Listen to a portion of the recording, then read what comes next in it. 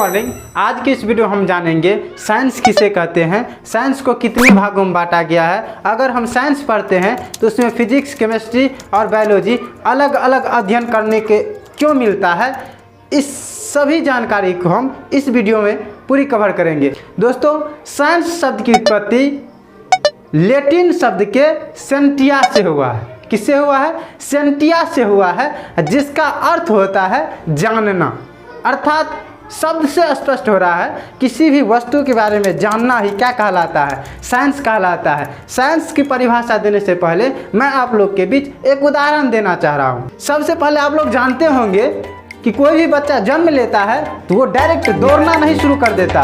वो सबसे पहले जन्म लेता है तो पहले देह को पलटता है ना, उसके बाद धीरे धीरे गुरुकता है, उसके बाद डेगा डेगी चलता होगा। गांव में नहीं कहता बबू आज डेगा डेगी चल रहा है अभी उसका फलनामा का बेटवा। उसके बाद क्या करता है? दौड़ता है, चलने सीखता है, फिर दौड़ने सीखता है।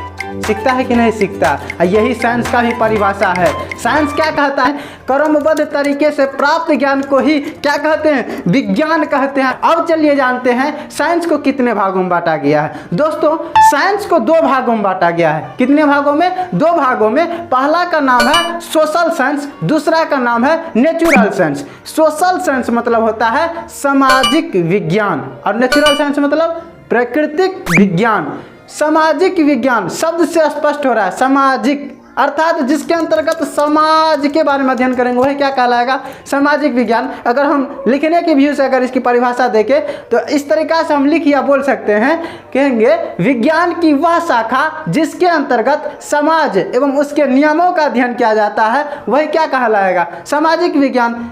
इसके अंतर्गत अगर हम सामाजिक विज्ञान का अध्ययन करते हैं तो उसमें कौन कौन सा बुक पढ़ना पड़ेगा? हमें इतिहास हो गया, राजनीतिक शास्त्र हो गया, नागरिक शास्त्र हो गया, इसी तरह का आपको बुक पढ़ने को मिलेगा। अब चलिए जानते हैं नेचुरल साइंस। नेचुरल साइंस मतलब प्राकृतिक विज्ञान। प्रकृति शब्द से स्पष्ट हो रहा है, प्राकृतिक अर्थात ईश्वर जो हमें दिया है उसके बारे में जो अध्ययन करेंगे वही क्या कहलाएगा? प्राकृतिक विज्ञान। अगर लिखने या बोलने के व्यू से हम देखें तो इस प्रकार से हम इसे बोल सकते हैं, विज्ञान की वह शाखा जिसके अंतर्गत प्रकृति एवं उसके नियमों का अध्ययन किया जाता है वही क्या कहलाता है? प्रकृति विज्ञान कहलाता है।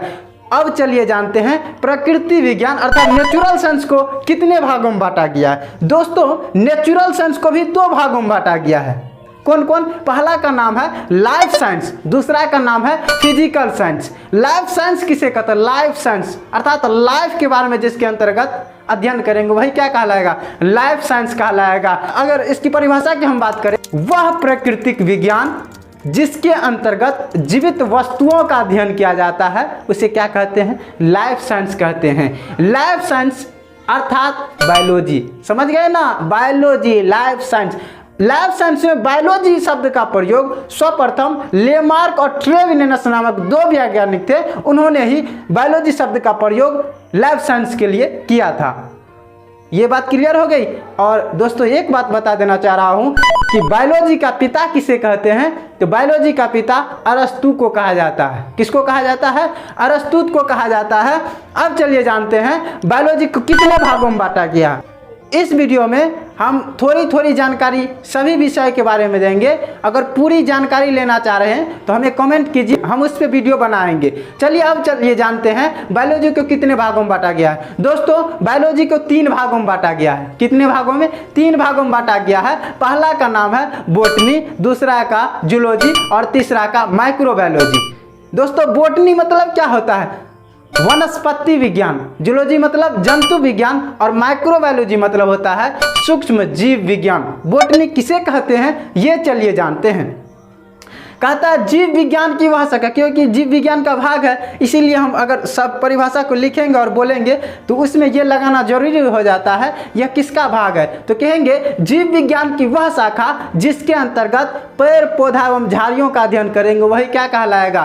बोटनी कहलाएगा अर्थात वनस्पति विज्ञान कहलाएगा। अर्थात आम का गाछ, नीम का गाछ, ये झाड़ी जो रहता है, ये झाड़ी देख रहे हैं, झाड़ी इस सब का जो अध्ययन करेंगे किसमें करेंगे? बोटनी में करेंगे। दोस्तों, इसका पिता किसे कहा जाता है पता है? इसका पिता थियोफ्रास्टस को कहा जाता है। याद रहेगा। अब चलिए जानते हैं जूलॉजी के बारे में। जूलॉजी किसे कहते हैं? दोस्तों, जीव विज्ञान की वह शाखा जिसके अंतर्गत जंतुओं का अध्ययन करेंगे। किसका अध्ययन? जंतु है, भैंस देख रहे हैं, भैंसवा का जिसके अंतर्गत अध्ययन करेंगे, ही गाय का अध्ययन करेंगे, ही कुत्ता बिलाई जितना भी जानवर होता है सब का अध्ययन करेंगे, वही क्या कहलाएगा?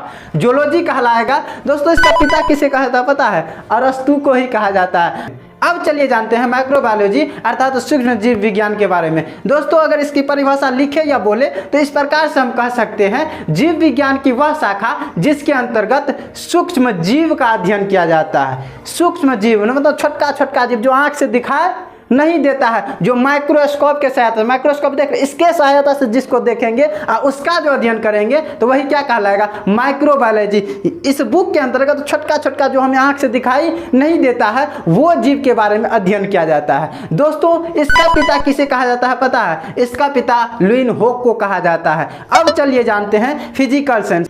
हमने नेचुरल साइंस को दो भागों में बांटा था, एक था लाइफ साइंस और एक फिजिकल साइंस। लाइफ साइंस के बारे में पूरी जानकारी अभी आपने लिया है। अब चलिए जानते हैं फिजिकल साइंस के बारे में। दोस्तों फिजिकल साइंस किसे कहा जाता है? सबसे पहले ये समझिए, कहता है वह प्राकृतिक विज्ञान, क्योंकि विज्ञान का भाग है इसीलिए, जिसके अंतर्गत निर्जीव प्राकृतिक वस्तु का अध्ययन किया जाता है वही क्या कहलाता है? फिजिकल साइंस कहलाता है। क्या कहलाता है? Physical science. समझ गए ना? अब चलिए जानते हैं फिजिकल साइंस अगर हम पढ़ेंगे तो कौन कौन सा बुक पढ़ने को मिलता है। दोस्तों इसके अंतर्गत हमें केमिस्ट्री, फिजिक्स यही सब बुक पढ़ने को मिलता है। यही बात हम बताना चाह रहे थे कि हम अगर पढ़ते हैं साइंस तो उसमें केमिस्ट्री, फिजिक्स, बायोलॉजी ये सब अलग अलग क्यों पढ़ने को मिल जाता है? आप समझ गए ना क्यों पढ़ने को मिलता है? क्योंकि हम फिजिकल साइंस को पढ़ रहे हैं, अर्थात फिजिकल साइंस के अंतर्गत फिजिक्स, केमिस्ट्री, बायोलॉजी अलग अलग अध्ययन करने को मिलता है, क्योंकि एक में ये समाहित हो नहीं सकता था, बहुत बड़ा सिलेबस था ना। अभी आपने जाना, थोड़ी सी जानकारी दिया इस वीडियो में। अगले वीडियो हम बात करेंगे केमिस्ट्री किसे कहते हैं, केमिस्ट्री का फुल फॉर्म क्या होता है, केमिस्ट्री का पिता कौन है, केमिस्ट्री का परिभाषा पूर्ण रूपेण आपको पूरी जानकारी अगले वीडियो में मिलेगी केमिस्ट्री के बारे में। तो इन सभी जानकारी को लेने के लिए चैनल को सब्सक्राइब कर लीजिए और बेल आइकन को दबाकर नोटिफिकेशन ऑन कर लीजिए, ताकि हम केमिस्ट्री वाला अगर वीडियो बनाए और पूरी जानकारी उस वीडियो में दे तो आपके भी पास ये वीडियो पहुंच पाए। आई होप आप समझ चुके होंगे। मिलते हैं अगले वीडियो में, तब तक के लिए जय हिंद।